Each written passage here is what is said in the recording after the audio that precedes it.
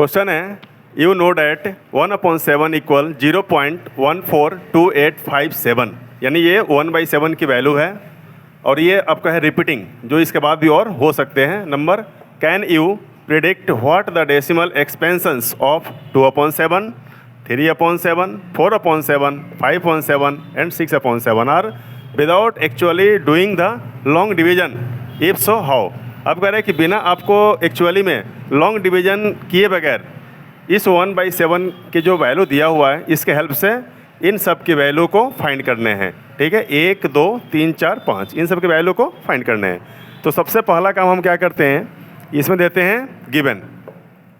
Given देना बहुत ज़रूरी है क्योंकि क्वेश्चंस के अकॉर्डिंग क्वेश्चन में क्या दिया हुआ है ये चीज़ पता होनी चाहिए। तो गिवन में क्या है 1/7, 1/7 की वैल्यू है 0.142857 डॉट डॉट डॉट, जिस कंडीशन में होगा सेम वही लिखना है। और गिवन के आपको पेपर में 1/2 मार्क्स पक्का मिलते हैं। तो अगर ये सब गलती आप करेंगे तो आपके मार्क्स कटते हैं। ठीक है, क्योंकि स्टेप वाइज काम होने चाहिए। तो गिवन हो गया 1/7 दिया हुआ है, इसे लेगा। अब हमें फाइंड करना है 2/7 की वैल्यू 2/7, जबकि इसके हेल्प से फाइंड करना है, आपको इसमें डिवाइड नहीं करना। 2/7 का मतलब है 2 × 1/7। इसे हम इस प्रकार भी लिख सकते हैं, क्योंकि देखेंगे यहाँ 2 को अगर हम 1 से मल्टीप्लाई करते हैं 2 आएगा और नीचे में 7 है तो 7। अब क्या करेंगे यहाँ 2 × 1/7 है, 2 × 1/7 की वैल्यू क्या दिया है 0.0142857। ठीक है, अब चूँकि ये मल्टीप्लाई है तो मल्टीप्लाई आप कर देंगे।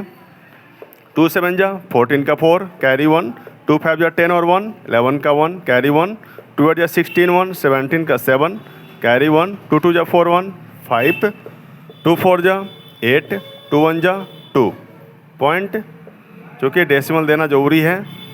इसके बाद क्या है रिपीटिंग, तो हम यहाँ पर और भी दे सकते हैं। ये हो गया आपका कंप्लीट आंसर। जबकि मैंने कहा था देखेंगे आप चाहे आप कितने ही बड़े क्लासेस में चल जाएं, लेकिन टेबल बहुत ही ज़रूरी है।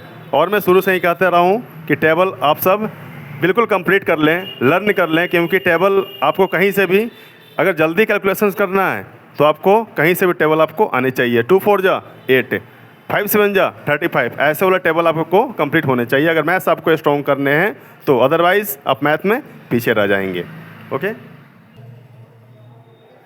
अब क्वेश्चन है नेक्स्ट, जबकि हम जो इसके पहले जो क्वेश्चन कराया आपको उसमें बहुत सारे 2/7, 3/7 ऐसे कुछ वैल्यू थे, तो मैंने एक को तो सॉल्व कर दिया, बाकी सब आपको सॉल्व करने थे। ठीक है, ठीक उसी प्रकार जिस प्रकार मैंने किया था। नेक्स्ट क्वेश्चन देखेंगे आप, फाइंड करने हैं ये।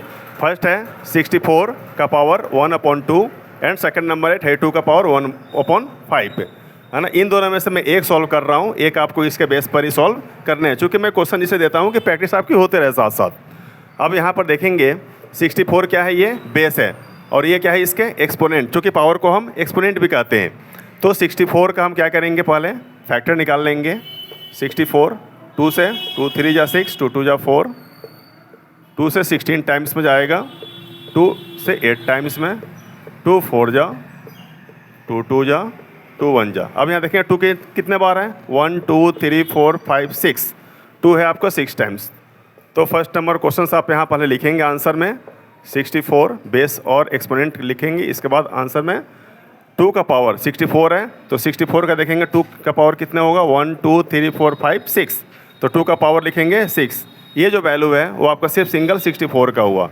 अब चूँकि इसके जो एक्सपोनेंट है इसके साथ मल्टीप्लाई आप कर लेंगे 1/2। ठीक है, क्योंकि जो पावर होता है पावर को पावर के साथ आप मल्टीप्लाई करेंगे।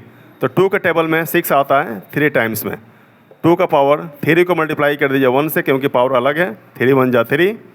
अब 2 का पावर 3 मतलब 2 3 टाइम्स है, 2 × 2 × 2, 2 2 जा 4, 4 2 जा 8।